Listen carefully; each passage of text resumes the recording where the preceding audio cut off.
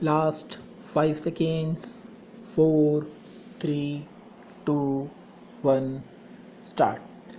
Honorable Speaker, sir, I thank you very much for giving me an opportunity for raising a matter of urgent public importance pertaining to my constituency. Sir, I would like to raise the matter regarding Donakonda Aerodrome in my Ongole parliamentary constituency in Andhra Pradesh. This was built during the British period and later on it had been abandoned. Now a lot of industries are going to come up in this area. Our Honorable Chief Minister Sri Y.S. Jagan Mohan Reddy Guru is interested in developing an industrial corridor in that place. Now the Indian Navy is also setting up a big unit called VLF station there, and 2,500 acres of land has been allotted with an investment of rupees 800 crore. An army lab is also coming up in that area, so I would request the Honorable Minister to kindly revive the Donakonda Aerodrome so that people can travel freely.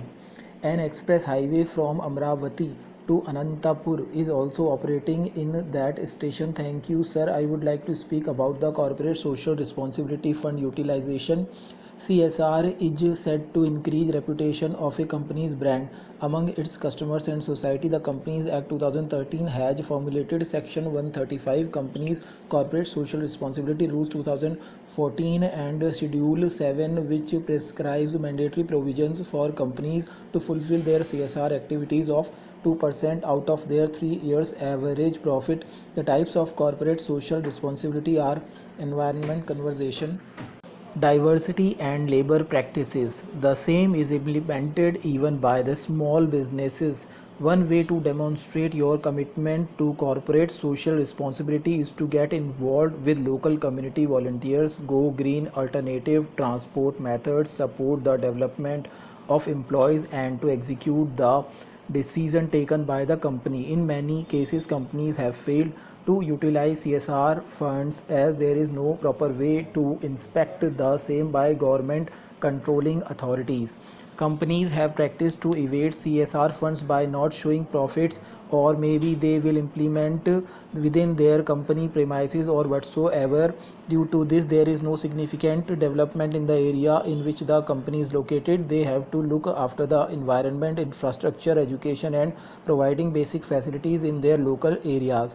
But they were not doing this, and they simply sponsor sports event or sponsor some other events and publish the same in their annual report. This has to be completely stopped. A new set of guidelines has to be implemented so that the people of the local area get employment opportunities and development of environment, and also to provide basic facilities only. A proper checking mechanism has to be set up under the chairmanship of honorable members of parliament representing Lok Sabha. Honorable MPs can review their CSR implementation along with the MPLADs.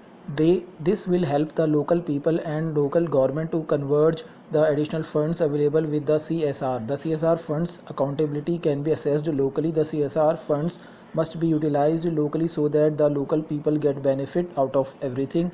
Like this, many new modifications of rules are to be implemented, and the company should be accountable to district administration or honorable members of parliament. Shri Hirakud Dam. Sir, Hirakud Dam at Sambalpur in the state of Odisha was built in 1957. The first multipurpose river valley project and the longest man-made dam in the world was on river Mahanadi.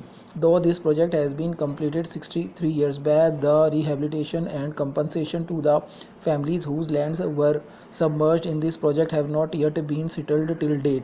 I would like to draw the attention of the chair to instruct the government to settle the compensation and rehabilitation process at the earliest, and kindly tell the government to make an extra allocation of additional funds for improvement of the dam. Stop.